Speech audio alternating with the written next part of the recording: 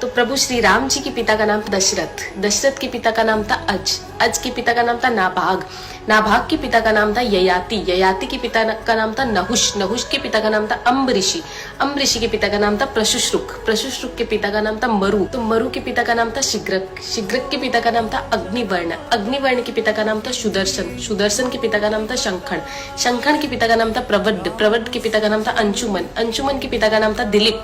दिलीप के पिता का नाम था भागीरथ, ये वही भागीरथ है जो गंगा को पृथ्वी पर लेके आए थे, जिसको भागीरथी के नाम से भी जाना जाता है। राजा भागीरथ के पिता का नाम था कुकुस्थ, कुकुस्थ के पिता का नाम था रघु, ये रघु वही राजा है जिनके नाम पर ये रघुकुल पड़ा, क्योंकि ये बहुत ही पराक्रमी और तेजस्वी राजा थे। आज भी कहा जाता है कि रघुकुल रीत सदा चली आई, प्राण जाए पर वचन न जाए। तो राजा रघु के पिता का नाम था राजा असमंज, राजा असमंज के पिता का नाम था राजा सगर, राजा सगर के पिता का नाम था राजा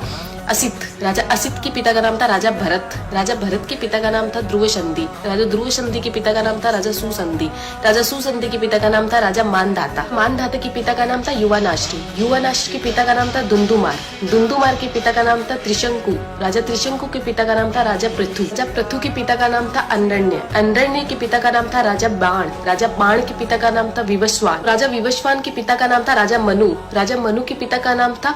इक्ष्वाकु, इक्ष्वाकु के पिता का नाम था राजा कुक्षी, राजा कुक्षी के पिता का नाम था राजा विकुक्षी, राजा विकुक्षी के पिता का नाम था राजा कश्यप, राजा कश्यप के पिता का नाम था राजा मरीचि, राजा मरीचि के पिता का नाम था ब्रह्मा जी। तो इस हिसाब से हमारे प्रभु श्री राम जी ब्रह्मा जी की 39वीं पीढ़ी है, 39th। तो ज्यादा से ज्यादा ये वीडियो शेयर कीजिए, क्योंकि आने वाला इतिहास ये नहीं बोलना चाहिए कि सनातनियों को मुगलों का इतिहास तो पता था और खुद का इतिहास नहीं पता था। तो ज्यादा से ज्यादा इस वीडियो को शेयर कीजिए। जय श्री राम।